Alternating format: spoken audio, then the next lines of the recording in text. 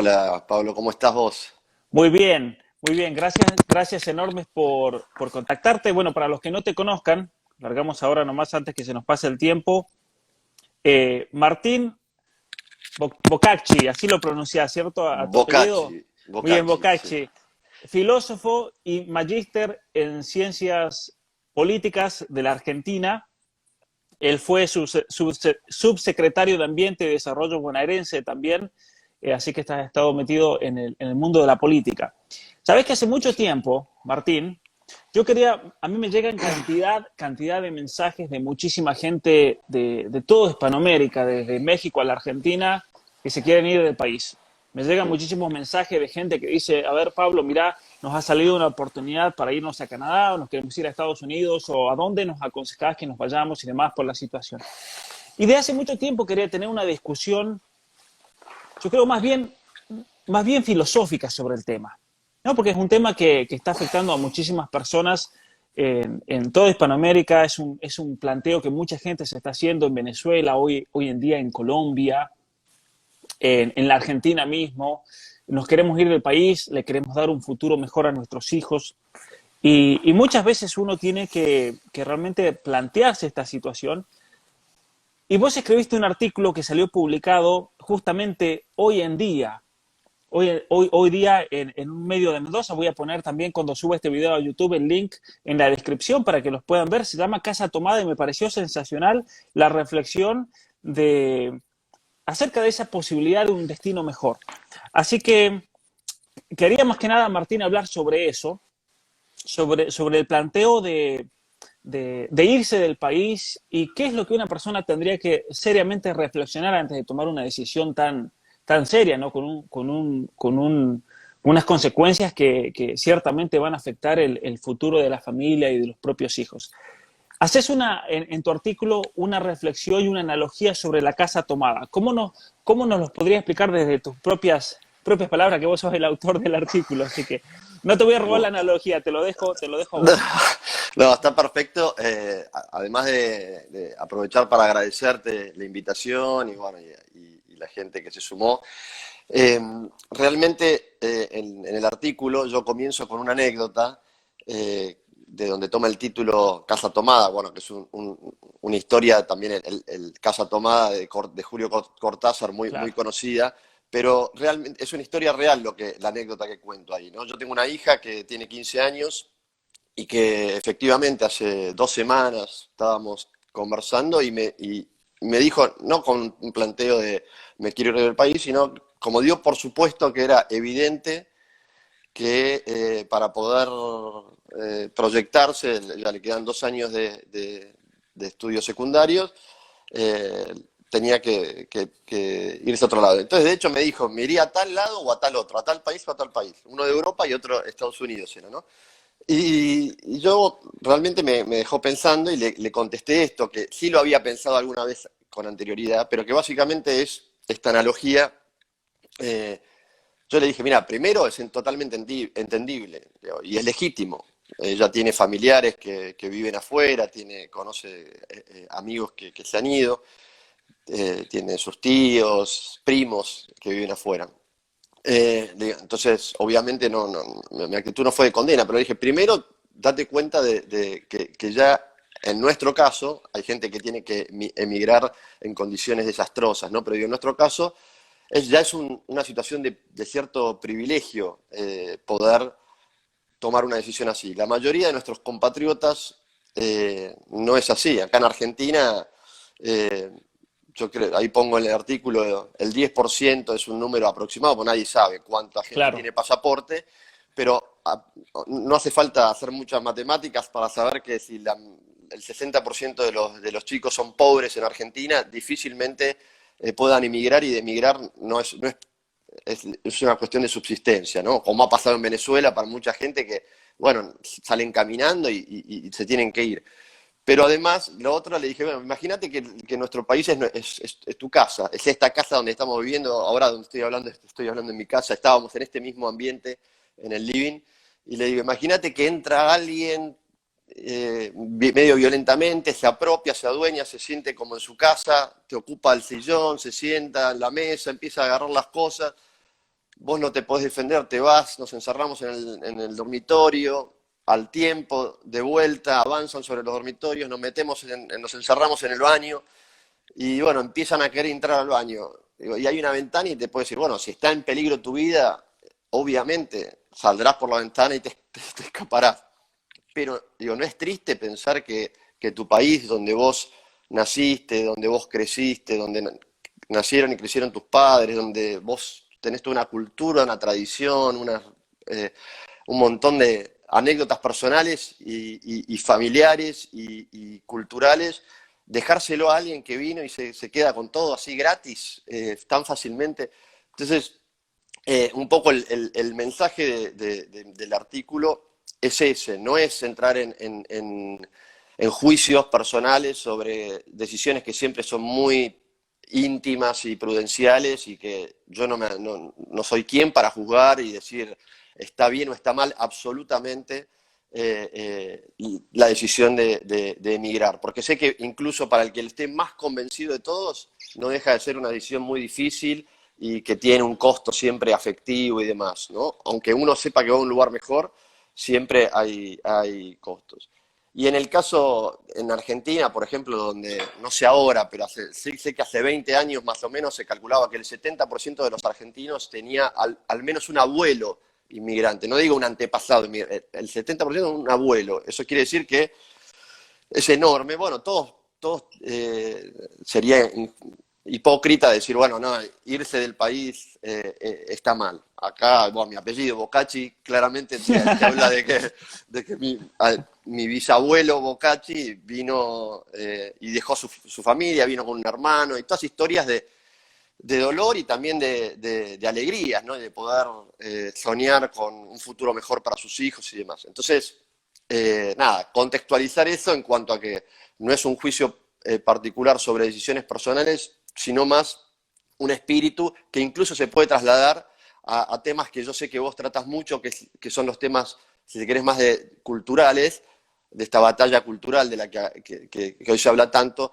que uno dice, bueno, así nomás yo voy a dejar que me cambien, que trastoquen todos los valores, toda la cultura, toda una civilización que se asentó sobre determinados cimientos, y bueno, me acomodo, veo cómo van destruyendo todo, y me quedo, o doy una batalla. Entonces, la propuesta del artículo, más allá de lo concreto en Argentina, es recuperar un poco ese espíritu de decir, bueno, yo veo algo valioso acá y quiero dar una batalla. Y hay una frase ahí que no sé, es de alguien que no me interesaba especialmente citar, y la parafraseé, que es eso, la actitud propia del guerrero, es intentar, ¿no? Es el intento. Más allá de la victoria o no, que eso uno nunca lo tiene garantizado, yo por lo menos me siento en la obligación de intentarlo, de intentar que mi casa, que mi ciudad, que mi país y que mi cultura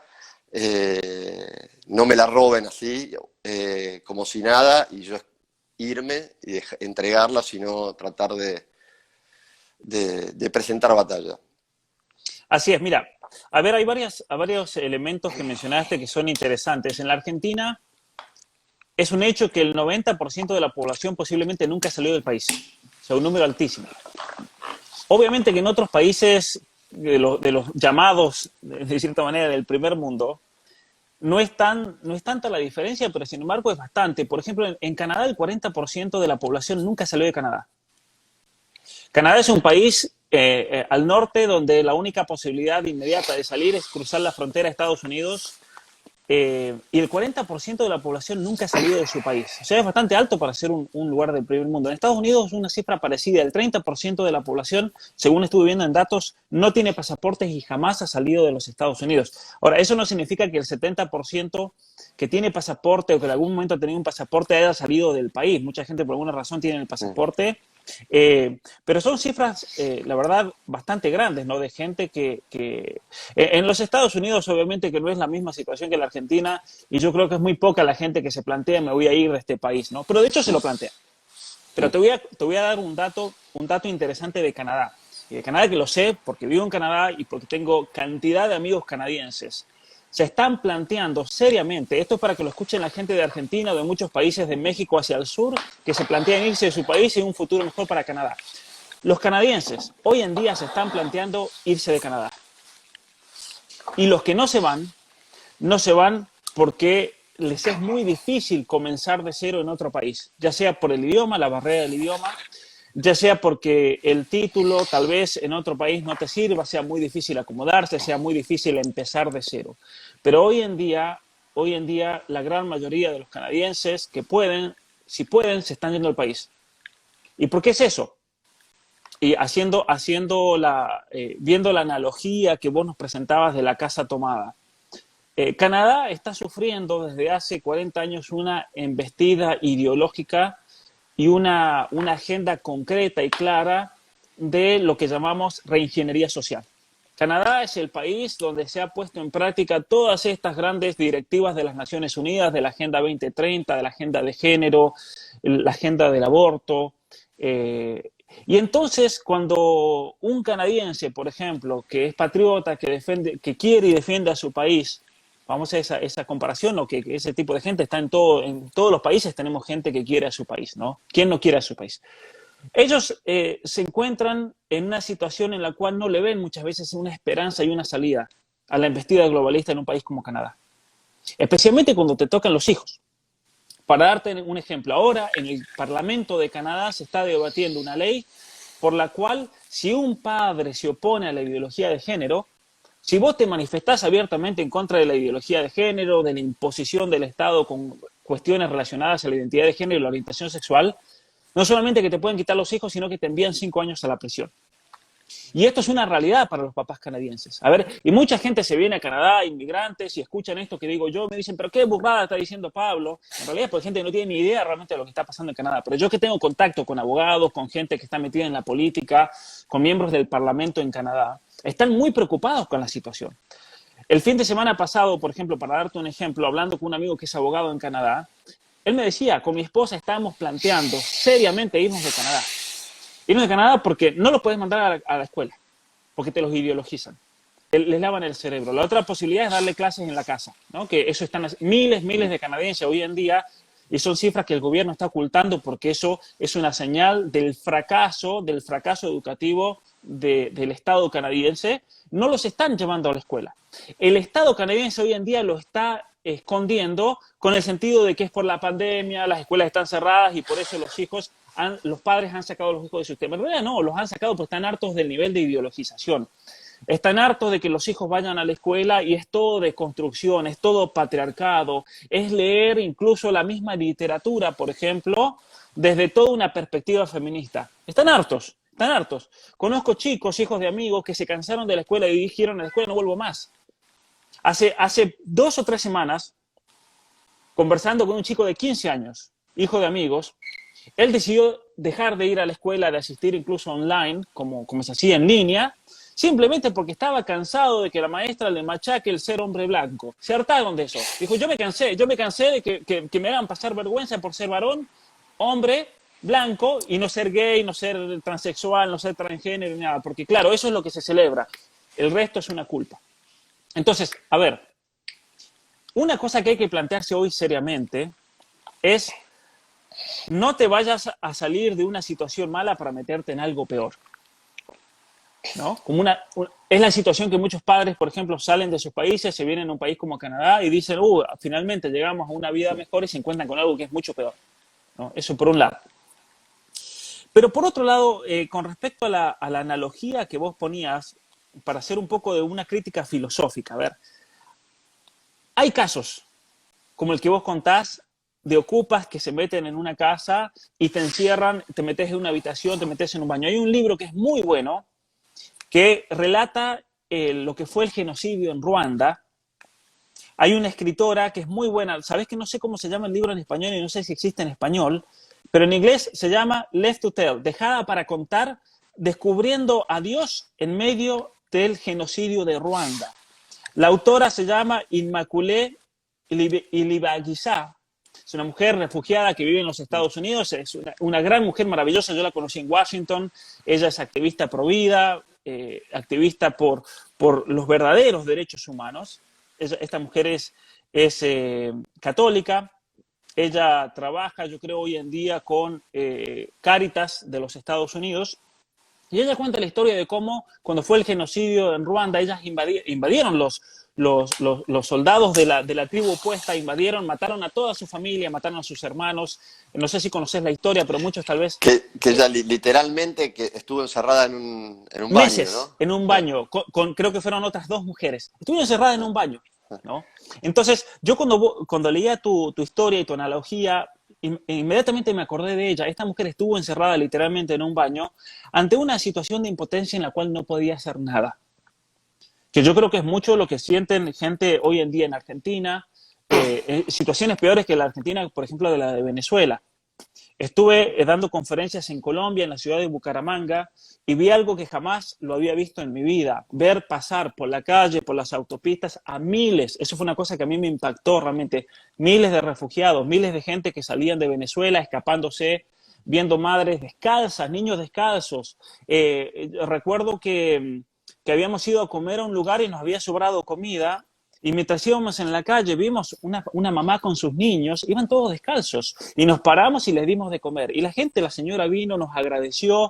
Yo nunca había visto a un niño comer con tanta desesperación de decir, bueno, este niño realmente tiene hambre. Cuando hablé con la mamá nos contó que ella había salido de un pueblo en Venezuela y llevaba 15 días caminando. 15 días caminando.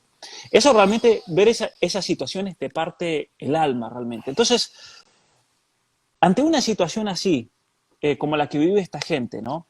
Lo vi también con muchos amigos que tengo aquí en Canadá, o que tengo en Canadá, yo ahora estoy en Estados Unidos, que son refugiados de Siria.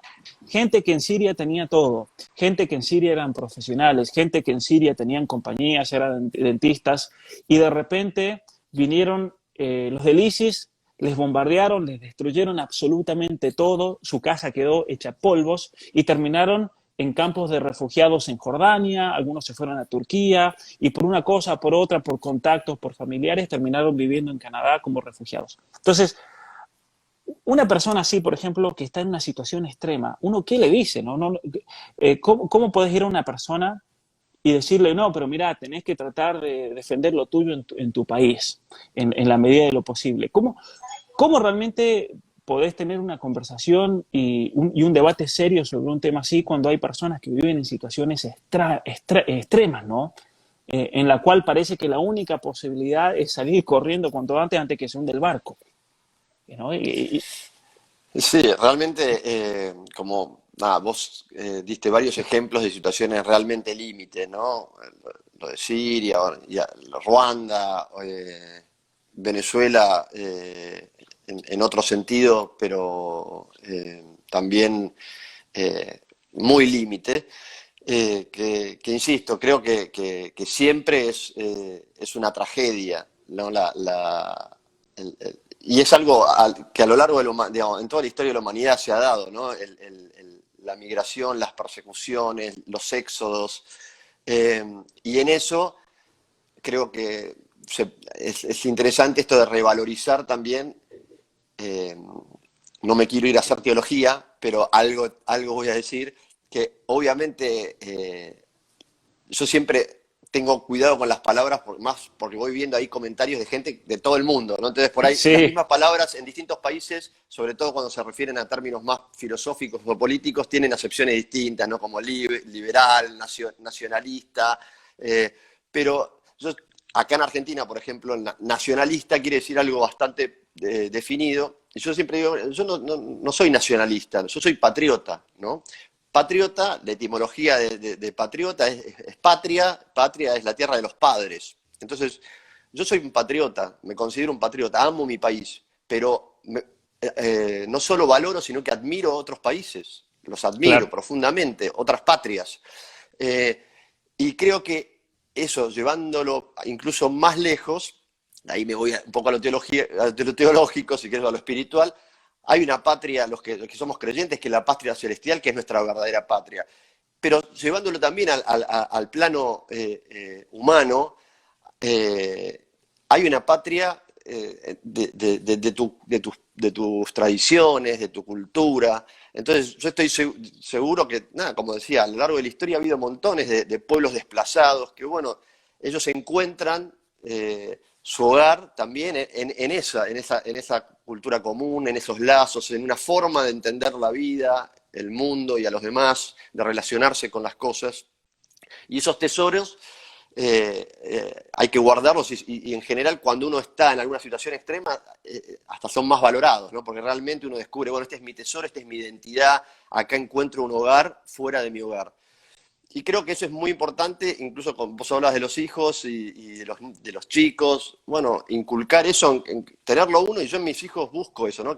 Bueno, que su identidad, su pertenencia y su sentido de hogar sea amplio en un sentido de que, bueno, que ellos lo puedan llevar consigo, estén donde estén, y Claro, les diga el mundo los que les diga, porque el mundo hoy es una planadora, ¿no? Lo políticamente correcto, los mensajes que uno a veces es cuidadoso, no, bueno, a los chicos no hay que adoctrinarlos demasiado, y vos decís, mira, el mensaje está viniendo igual, y claro, como una ametralladora, ¿no?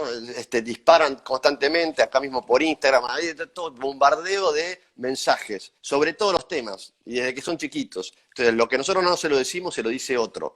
Entonces, yo digo, bueno, eso por un lado, en cuanto a lo personal, ese amigo no, ese pobre hermano venezolano, esa familia que estaba caminando por la calle, bueno, seguramente en su corazón llevan muchos de esos tesoros de sus antepasados, de su patria y de una añoranza. Obviamente decirle a esa mujer, no, se tiene que dar vuelta y volver a su país y luchar contra Maduro y el régimen, bueno, eso también es difícil. Yo creo que, como digo, hay distintos roles, con lo que yo escribí, o muchas veces yo me dedico al tema político. Dicen, bueno, pero ¿qué vos me estás diciendo que yo me tengo que involucrar en política? ¿Que tengo que ser candidato? ¿Tengo que ocupar espacio? Yo hago lo mío. No, cada uno tiene un lugar desde donde aportar. Creo que hay situaciones extraordinarias donde a veces sí se requieren medidas extraordinarias y un involucramiento mayor.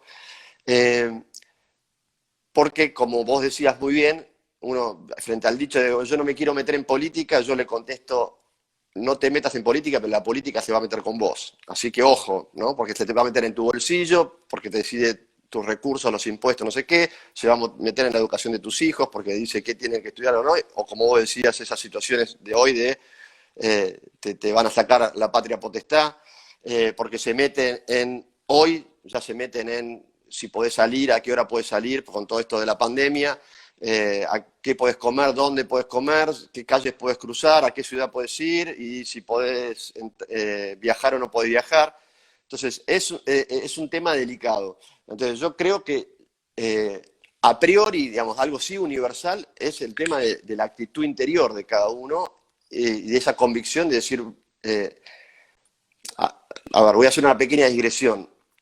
Yo, si hay algo que admiro de toda esta movida de lo que vos decías, de la identidad de género, yo como subsecretario de Ambiente valoro mucho el tema ambiental, ¿no? Pero digo, del ambientalismo en el sentido ideológico, ¿no? Del ambientalismo, de los derechos humanos, que también me parece algo totalmente respetable, pero que ideologizado es utilizado, es que eh, no, en general no tienen complejos, ¿no?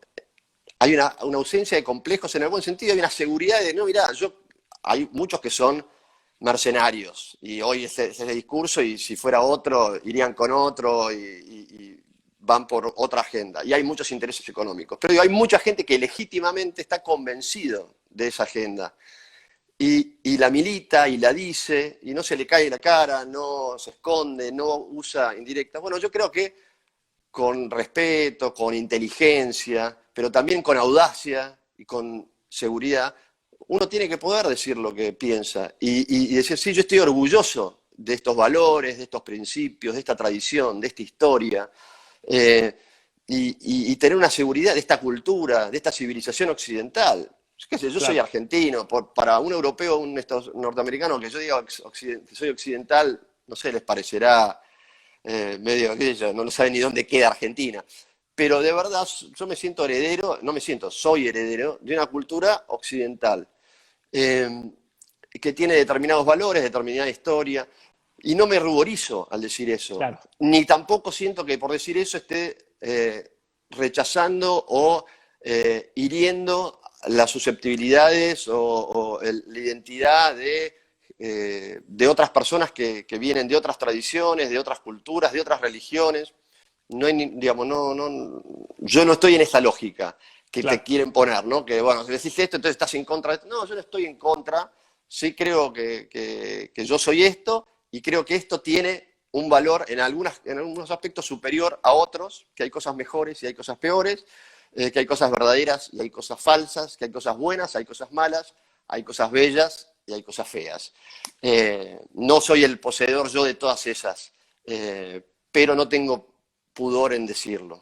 Mencionaste un concepto que yo creo que es muy bueno y muy interesante y provechoso para tratar también de dilucidar y ayudar a discernir una situación así en la cual nos encontramos todos. Mira, mi caso personal, por ejemplo, como saben todos los que me siguen, yo tuve la oportunidad, una oportunidad enorme de estudiar en los Estados Unidos, estudiar en Canadá, en Inglaterra y en Alemania.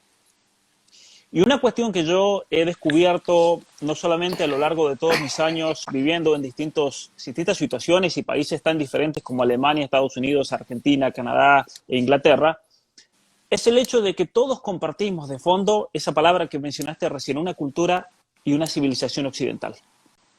Que vamos a decir es, por así decir, el fundamento del modo como todos nosotros vemos la realidad y concebimos el mundo. Tenemos un fundamento común entre todas estas naciones. Entonces, tal vez en cosas más particulares, en modos de ser, en modos de hablar, en el idioma, en cuestiones, por así decir, accidentales somos diferentes, pero en lo más profundo, todos nosotros coincidimos en algo que tal vez no es el mismo fundamento que han tenido los pueblos africanos o incluso las mismas naciones islámicas o naciones ya del Extremo Oriente, por ejemplo, que no tenemos en común y vos decís bueno, aquí realmente hay una diferencia abismal en el modo como ver la realidad como la tenemos entre nosotros y los chinos, por decirte una idea. Un chino que no tenga ningún tipo de influencia del cristianismo, del catolicismo, de los misioneros y demás.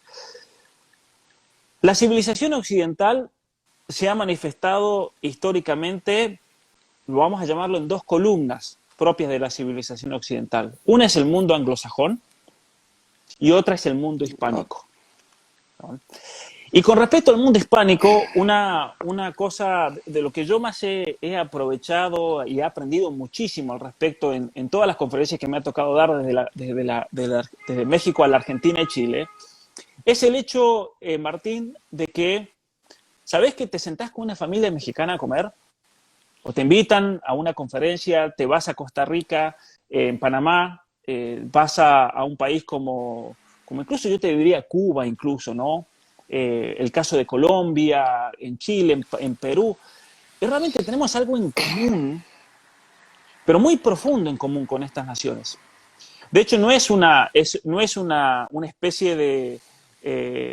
no es una especie de falsa alegoría decir que somos países hermanos, porque en definitiva es una patria grande la que nos une y entablando conversaciones, relaciones, especialmente con toda esta lucha pro vida, por ejemplo, por la familia, por los valores en contra del globalismo, te das cuenta de que en realidad nosotros somos todos una patria grande y las divisiones territoriales de nuestros países, en Argentina, Chile, Bolivia, son en realidad divisiones que son ficticias, ¿no? ¿Te puedo interrumpir un segundito? Sí, dale. Sabes que comparto 100% lo que decís.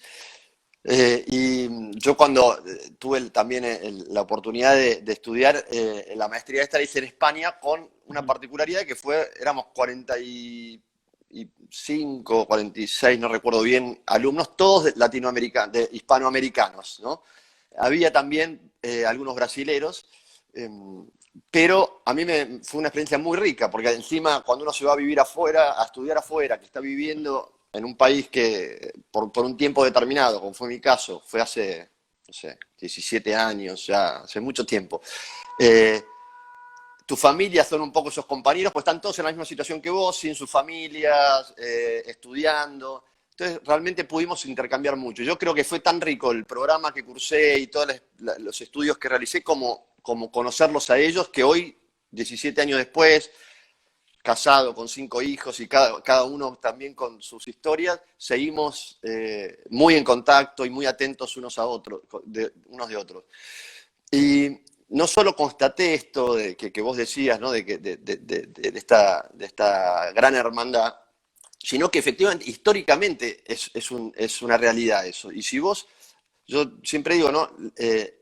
Argentina es un país, pero la nación es la hispanoamericana. Claro, la hispanidad.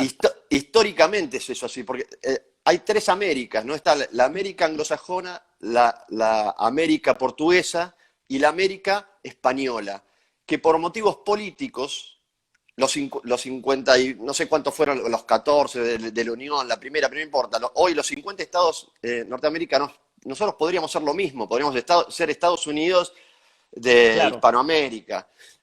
Y si vos, digamos, tenemos una historia común, una lengua común, una religión común, y incluso vos vas a cualquier ciudad, capital o importante de Hispanoamérica, y básicamente a vos te ponen en cualquier lado y decís, bueno, ¿cuál es la plaza principal? Bueno, ahí va a estar la catedral ahí, el cabildo ahí, sabés que es hasta el diagrama urbano de cualquier ciudad, vos te ubicás y te sentís en un lugar claro. relativamente conocido, con distintas dimensiones, pero es básicamente lo mismo.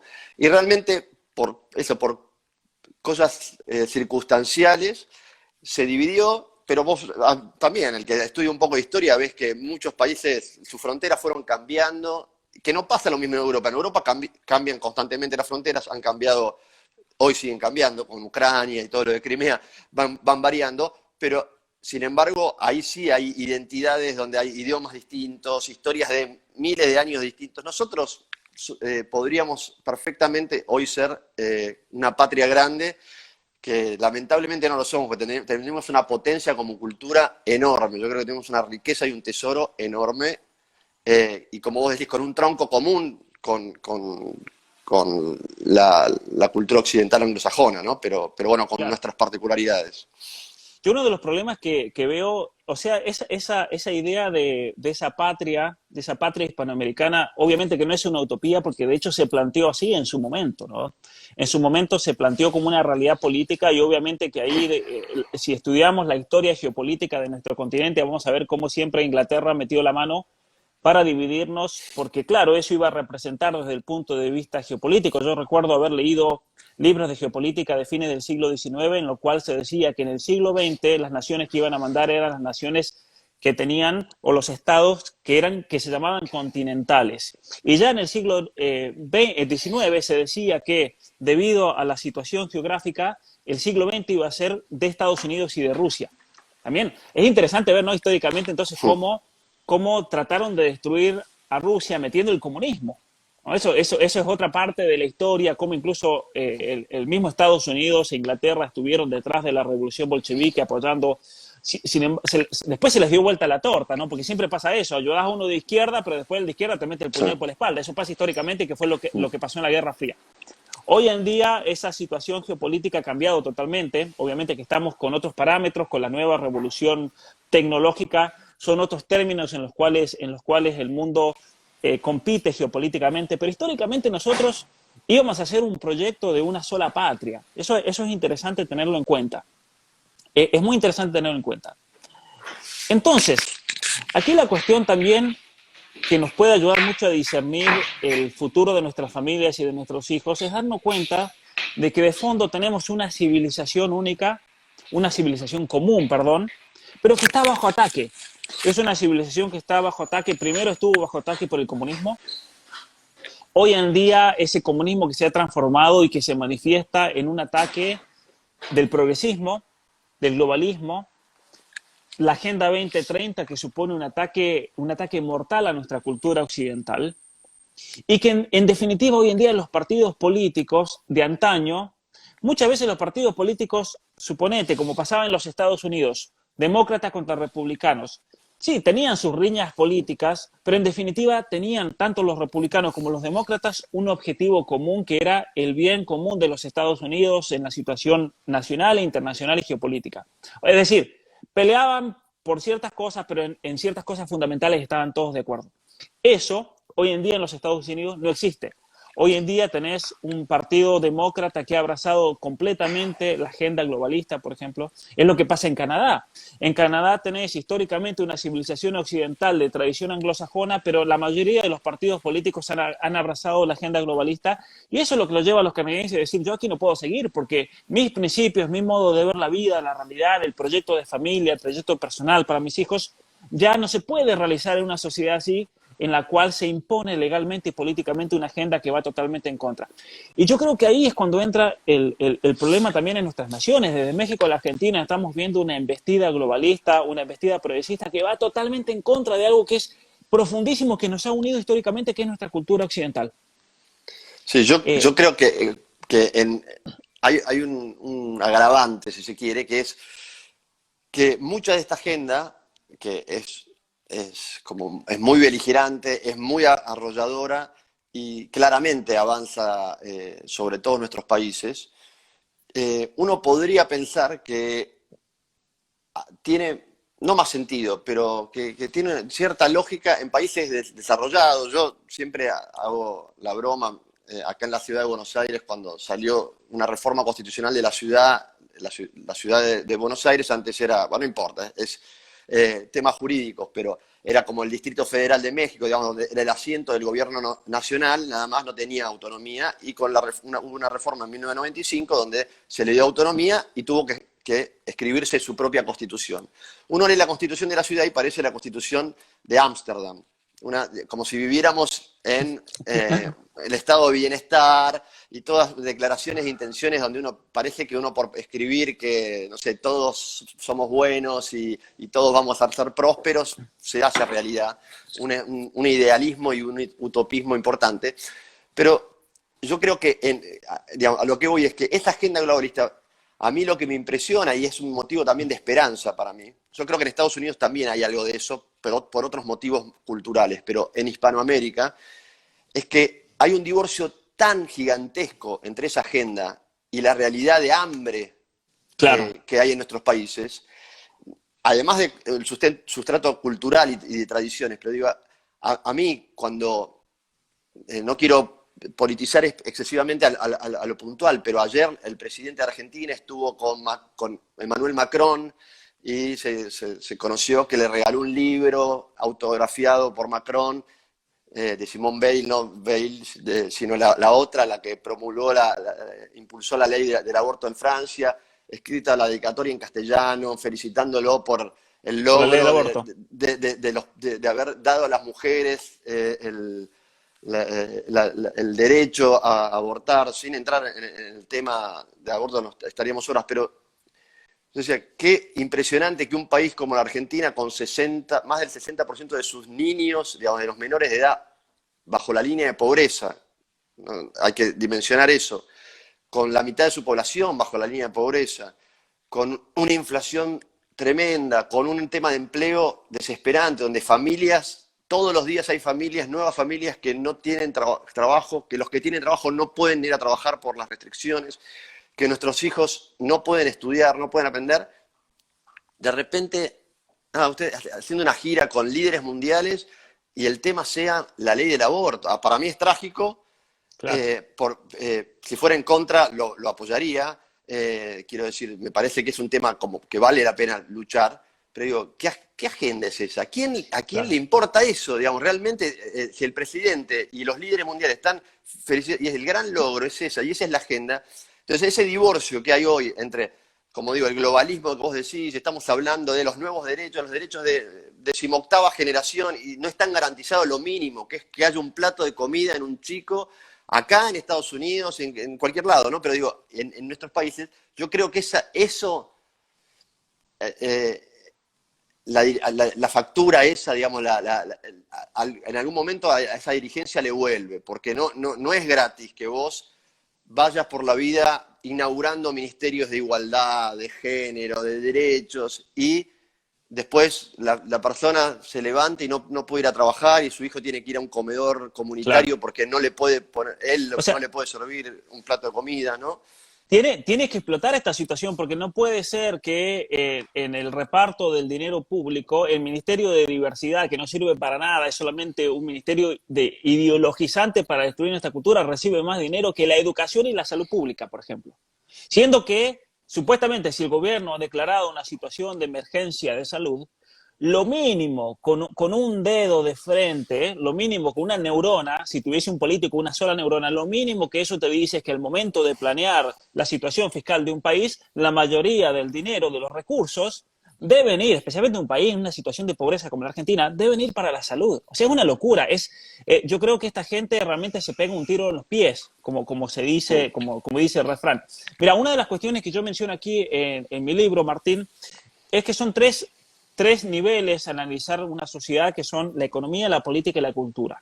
Y la cultura siempre es el más profundo porque en definitiva las decisiones políticas y económicas son manifestaciones del ámbito cultural de una nación. Y el problema aquí, cuando mencionabas lo de Alberto Fernández, que se me vino a la mente, es de que tenemos gobiernos, tenemos políticos en nuestros países que trabajan activamente para destruir ese fundamento cultural de nuestras naciones. Y ahí es cuando entra el gran problema, entonces, Martín, que yo quería reflexionar con vos, ya que estamos hablando de cultura, que es lo más profundo y que compartimos todos los hispanoamericanos. Cuando tenemos políticos que van a lo más profundo, al corazón de nuestra cultura, es cuando el pueblo tiene que involucrarse en esta batalla que no solamente es política y económica, sino que es profundamente cultural. Y yo creo que al unirse en la batalla cultural, estamos en definitiva haciendo política porque tarde o temprano estas batallas culturales se manifiestan en la cuestión política, que era la esperanza que manifestabas vos, que llega un momento que esto va a explotar. Pero hay un problema aquí, Martín, que quería mencionar y a ver qué pensás vos. Hannah Arendt, esa gran escritora de origen esa judeo-alemana, una filósofa política realmente a mí me parece sensacional. Yo disfruto mucho leyendo su pensamiento porque me hace pensar. A mí los libros que me hacen pensar, yo los disfruto mucho. Aunque no esté de acuerdo 100% con los autores, pero si son personas que te hacen pensar, son personas que valen la pena leer. Y Tal Hannah Arendt cual. decía lo siguiente, Martín. Ella decía, para que en una sociedad haya libertad política, y ella por libertad política entendía esa capacidad de la persona de poder ir y discutir las cuestiones públicas, las decisiones, cuestiones de educación, cuestiones de economía. Pero para que eso se pueda dar en una nación, ella decía, en Occidente hoy en día se ha destruido la política porque es todo imposición. Es un Senado, es una Cámara de Diputados que impone y la gente nunca tiene un decir, la representación no existe. Hubiese representación si nosotros tuviésemos la oportunidad de ir a hablar y debatir como ciudadanos. Pero para que eso se dé, decía ella, se tienen que dar las condiciones sociales por las cuales la persona no tenga que tener en la cabeza la preocupación de cómo subsistir. Se tiene que haber superado la cuestión habitacional. Se tiene que haber superado la cuestión de cómo voy a alimentar a mi familia, porque solamente cuando una persona tiene ese estatus económico de decir, bueno, ahora me puedo dedicar al estudio, me puedo dedicar a otras cosas. Pero hoy en día la realidad en Argentina, como decía, es que más del 40% vive en la pobreza, en la miseria, y por lo tanto hay gente que tiene que preocuparse en el darle de comer a sus hijos. No tiene tiempo para ponerse a debatir sobre un tema como este, ¿no? Entonces, se pone muy difícil cuando tenés una sociedad en la cual la gente no tiene el lujo de poder vivir una virtud como el hecho de poder debatir políticamente y poder debatir e involucrarse en las situaciones, por ejemplo, que denunciabas, porque no tiene que comer. Entonces, ¿cómo hacemos en una situación así? ¿Cómo le ves una salida a una Argentina en la cual el 60% decía, de los niños son pobres? ¿Cómo esa gente se puede involucrar realmente para un cambio real y cultural en nuestra nación? Bueno, para mí el planteo que haces es perfecto y esto de Hannah Arendt que comentás es muy lúcido y uno puede rastrearlo a lo largo de la historia de la filosofía, varios autores de Aristóteles pasando por Santo Tomás con planteos muy similares, ¿no? Que para que haya lugar para plantearse estas cosas tiene que haber un mínimo garantizado, ¿no? Y además es una constatación que uno hace en la propia vida, ¿no? Cuando uno está atajando penales, como decimos, todo el tiempo y lo urgente te agobia y difícilmente puedas no solo pensar en los grandes temas, sino levantar un poco la mirada y pensar en el mes que viene, en el año que viene o en el que tenés al lado, ¿no? Porque estás viendo, bueno, ¿cómo hago para sobrevivir? Yo creo que lo primero, vuelvo al principio, ¿no? Y a lo que ponía en el artículo de Casa Tomada. Hay una actitud interior que es importante, que es una decisión en el fondo. Es, ¿qué hago? ¿Me resigno? Y bueno, que sea, sí, es imposible. Veo algunos comentarios, bueno, no pidas peras al olmo. Me parece totalmente entendible ese razonamiento y Ujú. yo lo pienso muchas veces. Y digo, bueno, esto que vale la pena, no vale la pena. Pero bueno, hay un tema de actitud de decir, bueno, vale la pena seguro, yo no tengo dudas que vale la pena. Otra cosa es que tenga garantizada la victoria. Eso creo que ni nadie la tiene garantizada. Entonces, pero la convicción de la importancia de dar la batalla. Segundo, creo que dando una definición muy rudimentaria de bien común, ¿no? Como un conjunto de condiciones que permitan a cada miembro de la sociedad poder desplegar todo su potencial, todos sus talentos, todos sus proyectos, sus sueños. Digamos, podríamos decir mucho el bien común, pero básicamente eso y la función del Estado y de la política debería ser ayudar a que ese bien común exista, insisto, no como una suma de bienes, no como algo colectivista, sino que cada uno pueda ser protagonista de su vida, protagonista de su destino, ser libre verdaderamente y desplegar, como decía Aristóteles, ¿no? Todas las potencias del alma, ¿no? La felicidad es eso, es Claro. desplegar las potencias del alma. Yo creo que eso eh, también, si bien es algo de todos, trabajar por eso, los que tenemos alguna situación de mayor, por distintos motivos, por esfuerzo personal, por eso no quiero, insisto, de privilegio iba a decir, pero alguno puede decir, no, pero privilegio no es mi privilegio, yo mira, está bien, llamémoslo como queramos, pero una situación de dirigente, de liderazgo, que yo siempre le digo, alguna vez que he dado algunas charlas que he dado charlas a chicos más jóvenes que te miran como, bueno, pero yo digo, miren, en Argentina, hoy no tengo la estadística exacta, pero no le puedo estar errando por mucho. Creo que el 3,5 de los argentinos tiene una carrera universitaria o accede a la universidad, y si no es esa cifra, estamos por ahí. Entonces, cualquiera que tenga un estudio universitario es elite, o sea, es parte del elite, es Claro. parte de un Por, círculo por el pequeño, solo hecho de estar un, fuera de ese 97% de la población exacto. general. Claro.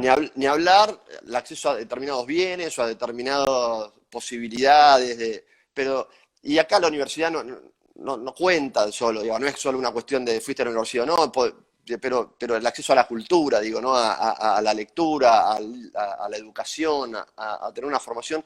Entonces yo creo que muchos somos mucho más parte de una élite de lo que pensamos, y élite en el mejor de los sentidos, ¿no? Quiero decir, de un grupo, uso la palabra de vuelta, privilegiado, o con un montón de capacidades, de conocimientos y demás, más de lo que pensamos. Entonces uno piensa, no, pero son esos 5. Sí, obviamente, hay 5 que tienen mucho más poder que el resto, y después hay 100 que tienen más poder que el resto, y hay 1000 que tienen más poder que el resto de la población, y habrá 10.000, 100.000, pero Las jerarquías sociales que se dan de modo natural. natural.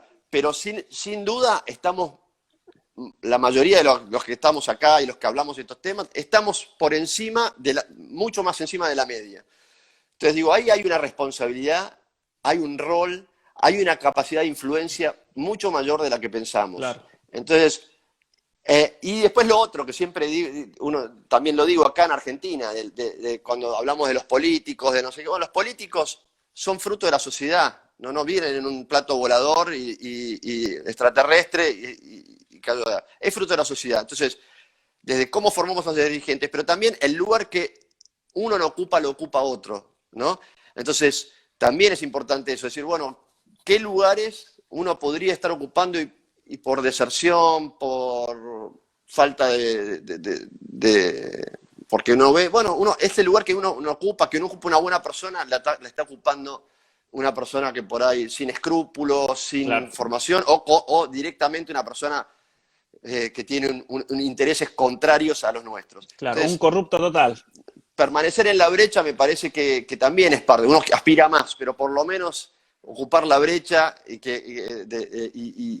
decir, bueno, nosotros tenemos un rol, tenemos un mensaje, tenemos una forma de ver las cosas distintas y de hacer las cosas, no solo verlas, sino cómo hacemos, una cabeza nueva y un corazón nuevo, ¿no? No Claro. es solo tener ideas brillantes, sino tener un corazón formado, forjado para después no mancarse, como decimos nosotros, Claro. ¿no? Decir, bueno, tengo todo clarísimo, pero después las Claro. situaciones por cobardía, por conveniencia, por beneficio personal, termino haciendo lo mismo que todo, ¿no? Bueno, y eso es algo de todos los días y cada uno tiene que ver desde dónde, ¿no? Algunos desde la política, otros desde la cultura, desde la docencia, desde el empresariado, pero creo que todo es dirigencia eso, desde el sindicalismo también, esos son dirigentes, la dirigencia religiosa, la dirigencia social, son todos liderazgos que con gente valiosa y que tenga las cosas grandes puede hacer un impacto enorme como la historia lo muestra. No estamos diciendo nada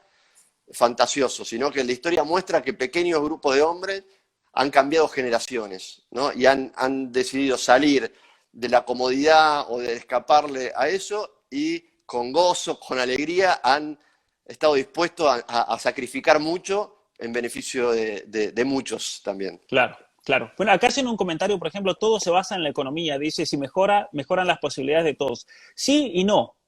Eso en realidad habría que cualificarlo, porque en definitiva, ciertamente que, como decíamos recién, la economía es importante, es una precondición el solucionar el problema económico, el problema habitacional, el problema el problema de la vivienda, el problema de la comida, de la bebida, para poder dedicarse a otras cosas, para dedicarse al ocio, como lo decía el gran filósofo alemán Joseph Pieper. Es tan importante el ocio hoy en día, pero en una sociedad que vive en una pobreza extrema, una sociedad en la cual el problema económico es un problema gigantesco, es muy difícil que el pueblo pueda vivir en ese ocio intelectual que nos lleva a pensar y debatir los grandes problemas.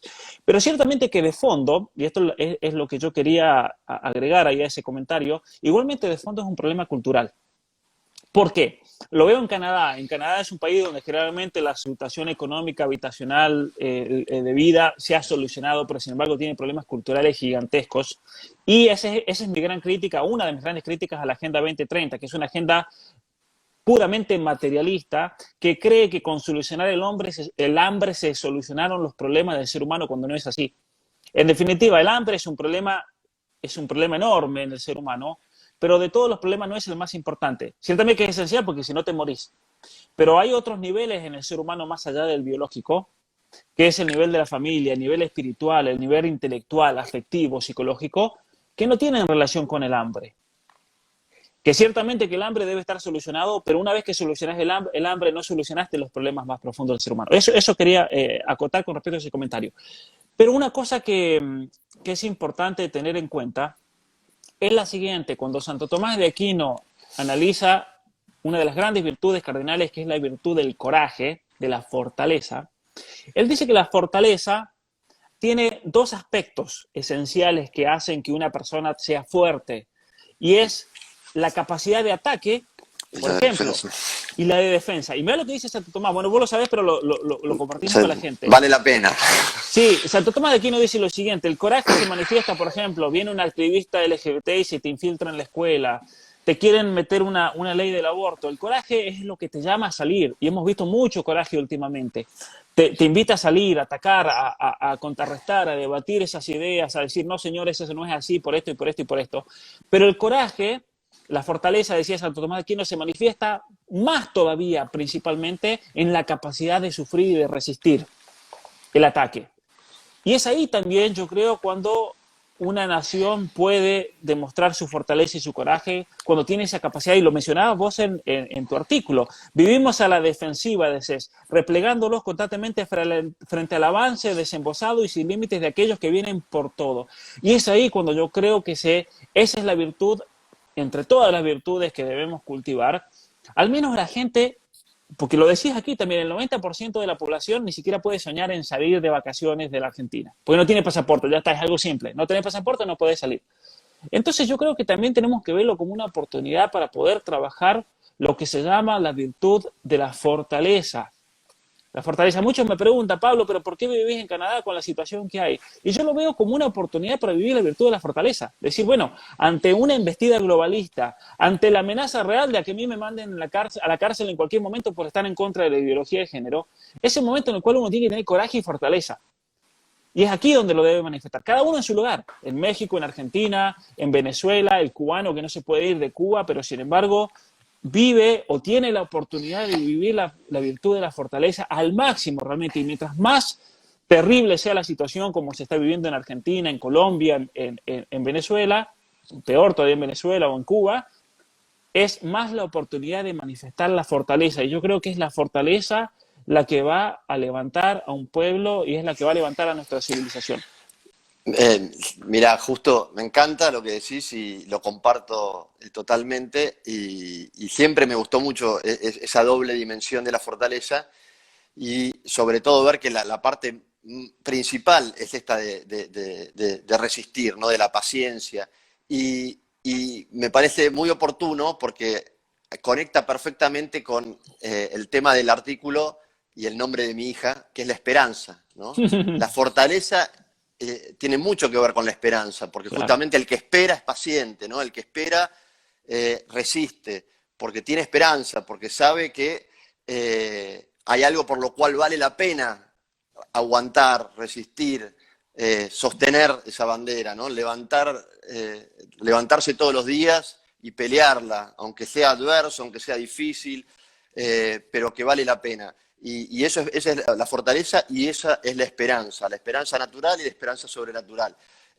Con lo cual me parece muy bueno lo que decís y me lleva nuevamente a ese tema, ¿no? De cómo no perder esa esperanza, cómo eh, encontrar motivos para la esperanza. Y hay montones de historias también muy inspiradoras donde uno ve personas que a lo largo de la historia, en el siglo XX hay muchas, ¿no? Que en situaciones absolutamente adversas, tanto en la Segunda Guerra, en el tema de la Guerra Fría, en China, comunista, bueno, un montón de testigos de esperanza que han mostrado cómo incluso enfrentando la muerte, han logrado no renunciar a lo que son, a su identidad, a sus valores, a sus principios y fundamentalmente, vos lo decías con otras palabras, pero a esta dimensión trascendente de la vida que va más allá de solo la salud,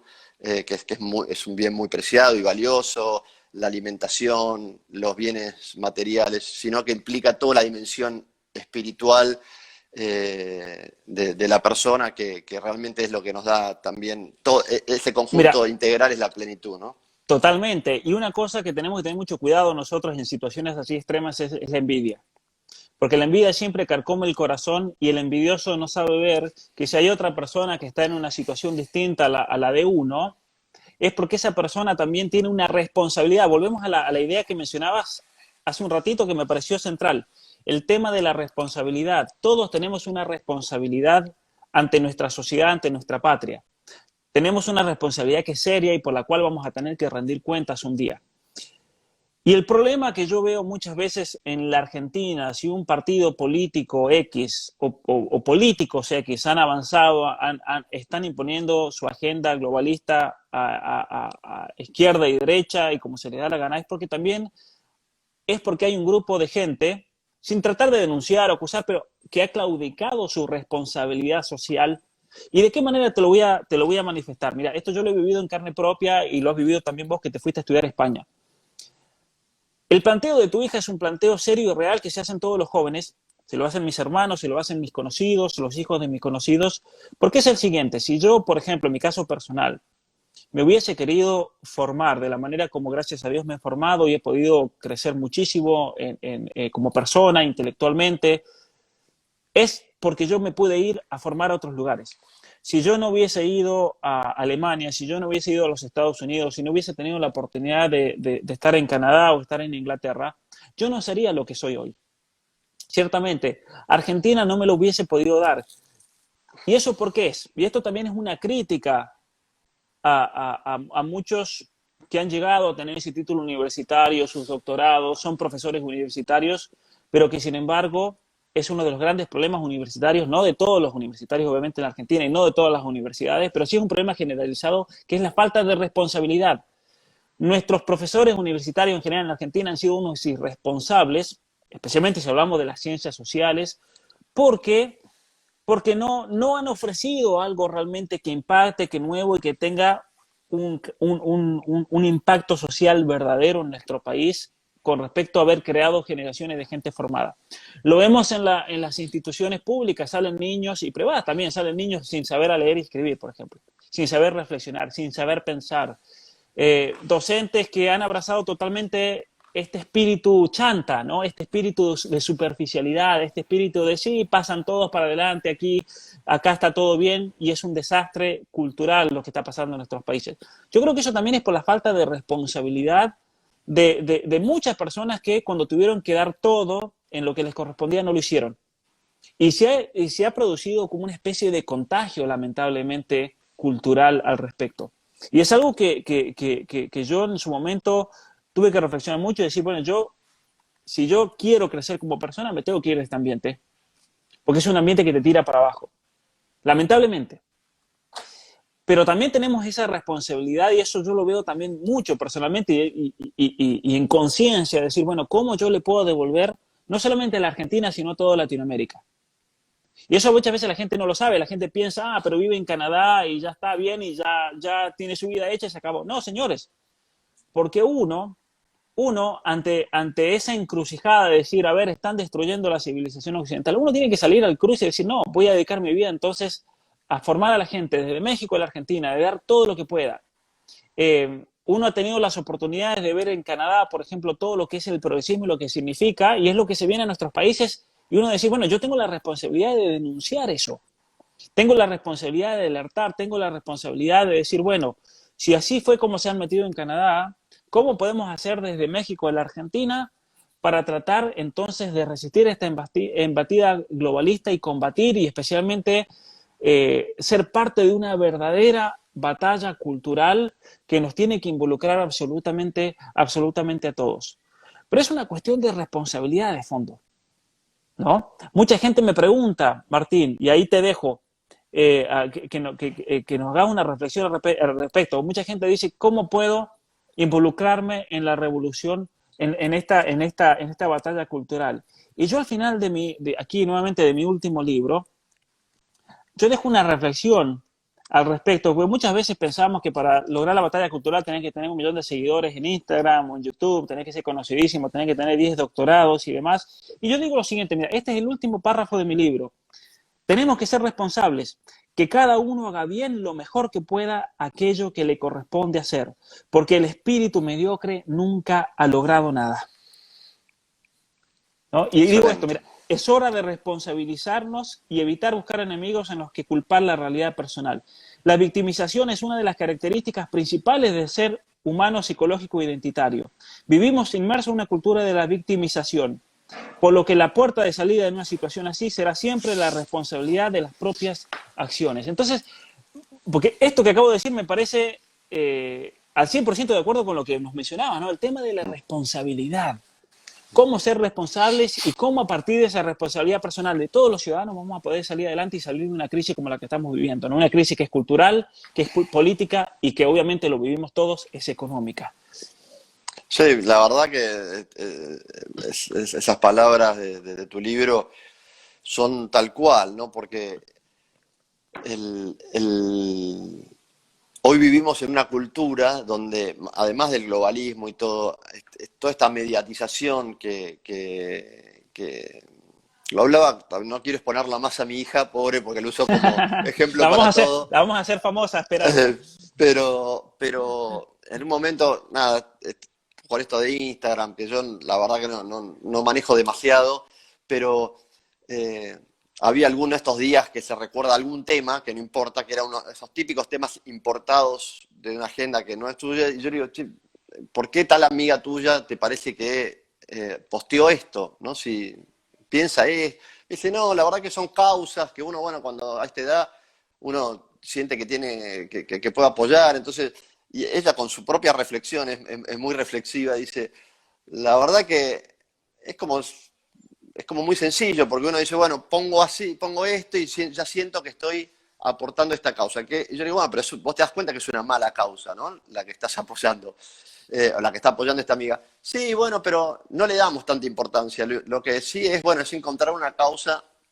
Y yo decía, bueno, por ahí estaría bueno salir un poco del Instagram y realmente por ahí ver, bueno, acá quizá hay un comedor donde le dan comida a alguien de la calle o hay una acción concreta donde vos podés tener una causa noble Claro, y real, donde vos veas la constatación del efecto de esa obra, que tampoco hay que buscarla necesariamente, ¿no? Pero digo, no sea la cantidad de likes, que es una ilusión, es muy efímero, sino que sea efectivamente, mirá, vos ves que a esa persona que hoy tiene frío, le llevaste una manta y no pasó frío, ¿no? O le llevaste un plato de sopa y tuvo algo que comer cuando no tenía.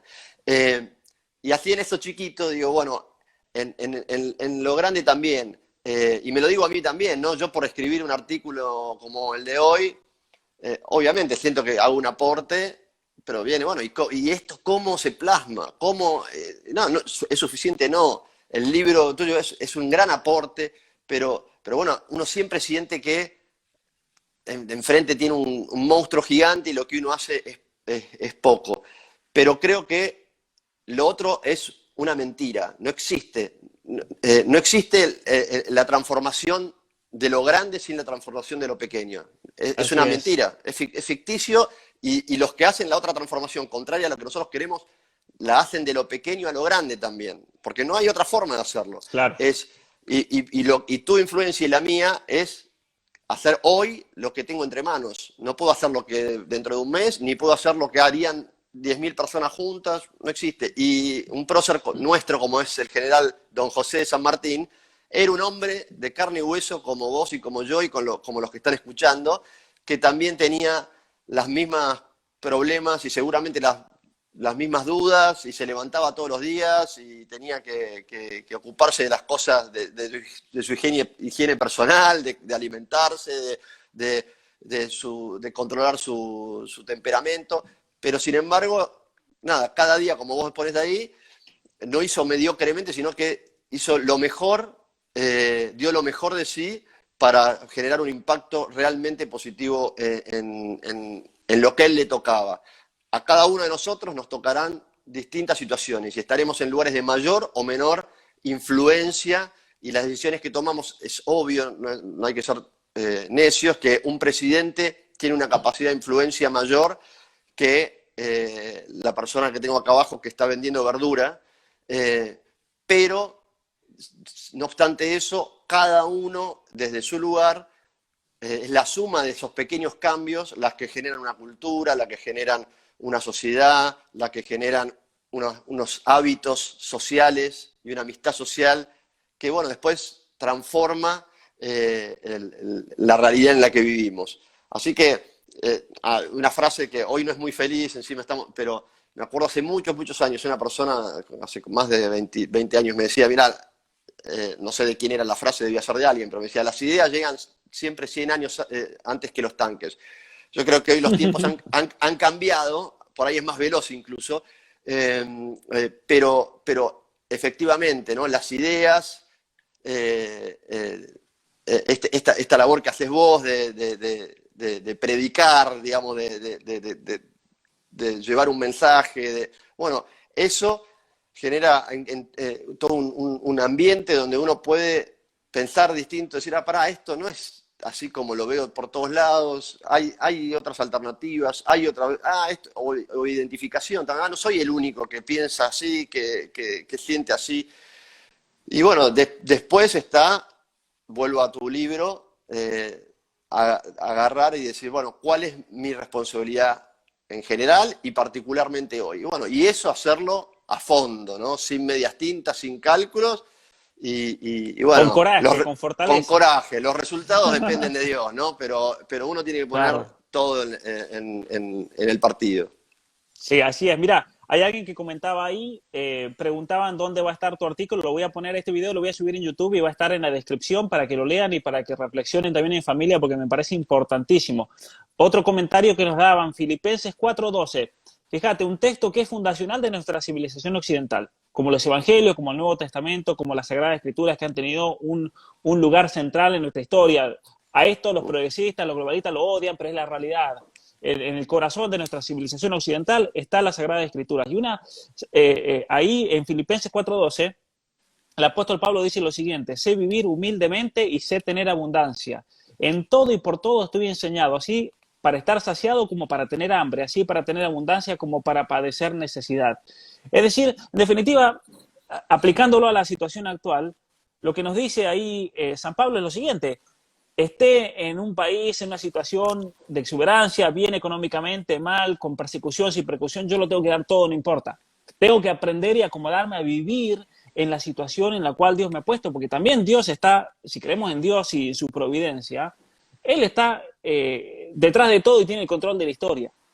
Y así como Dios permite el mal y deja que este Fernández o todos estos dictadores actúen y estos globalistas, así como los permite, hay un día que les puede cortar el rollo, se acabó el problema y se acabó, ¿no? Y listo. O sea, tenemos que tener esa visión también teológica de decir que al fin de cuentas el bien va a triunfar, ¿no? Al fin de cuentas Jesucristo va a volver y va a ser el rey del universo, ¿no? Por más que el globalismo y la Agenda 2030 se imponga, va a llegar un momento que eso...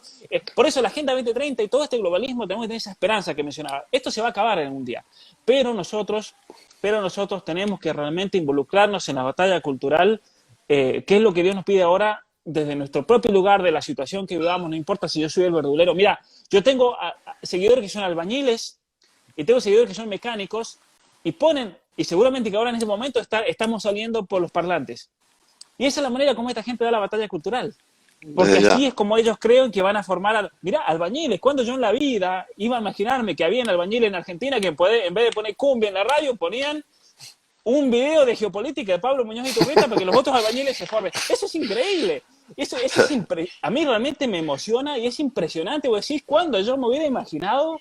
O sea, estamos viendo cosas, por más que estamos viendo un desastre cultural, estamos viendo cosas que tal vez nunca se habían visto antes. Coincido 100%. Yo ¿No? creo que así como la potencia para diseminar por ahí malos mensajes y demás es enorme, también la potencia, no sé si Agustín Echavarría, si lo conoces, que es un filósofo argentino que vive en España y dirige la carrera de filosofía en Navarra. Armó un canal de YouTube y bueno, y él y da sus clases ahí, y hablando de estos temas, él me decía, bueno, yo medio negativo le decía yo, y me decía, mira, Martín, yo creo que él es especialista, se dedica a Leibniz, pero es de una formación de tomista, de Santo Tomás, muy grande. Me dice, yo cuando estaba en la universidad en Argentina pensaba que esto que yo estudiaba éramos 5 locos que estudiábamos. Hoy veo que hay gente por todos lados del mundo que nunca en la historia debe haber habido tal disponibilidad de recursos sobre estos temas como hay hoy, y que yo hablo y de repente si pienso que si estuviese dando una clase a 40, 50 personas sentiría que está bárbaro, si estuviese dando una conferencia ante 200 personas pensaría que es espectacular, y de repente doy una charla sobre un tema súper específico, él está especializado en el tema del mal, ¿no? Y el problema del mal y tema de teología filosófica. Me dice, y de repente decir que, no sé, 5.000, pero es un estadio, un gran teatro escuchando estos temas. Entonces, yo creo que hay motivos para la esperanza, como decís Sí, sí, vos. sí. Y vuelvo a usar a mi hija todo el tiempo, le digo, mira, lo mejor está por venir. Nosotros los creyentes, porque tenemos la certeza, no es un leitmotiv de impossible is nothing o just do it, sino que de verdad lo mejor está por venir porque es una convicción profunda del corazón, una certeza que nos da la Claro. fe. Pero además, yo creo que de verdad nosotros a lo que estamos llamados es a ser fieles y a dar fruto de los talentos que recibimos. Insisto, el resultado, ojalá lo podamos ver, pero si no, vale la pena igual. Y como, como decía la frase esa de las ideas vienen 100 años de los tanques, también vienen 100 años antes del florecimiento, ¿no? Y ni hablar de una figura como San Benito y todo el monacato, ¿no? También hay montones de historias, pero yo creo que en eso también uno siembra y no sabe dónde llega, Claro. a dónde impacta. e incluso cómo ha frenado cosas que por ahí hubiesen pasado si uno no lo hubiese hecho. Y eso nunca te vas a enterar, de que no, Claro. tal cosa mala no pasó porque vos dijiste tal cosa, en la vida personal de una persona y en la vida social de un pueblo.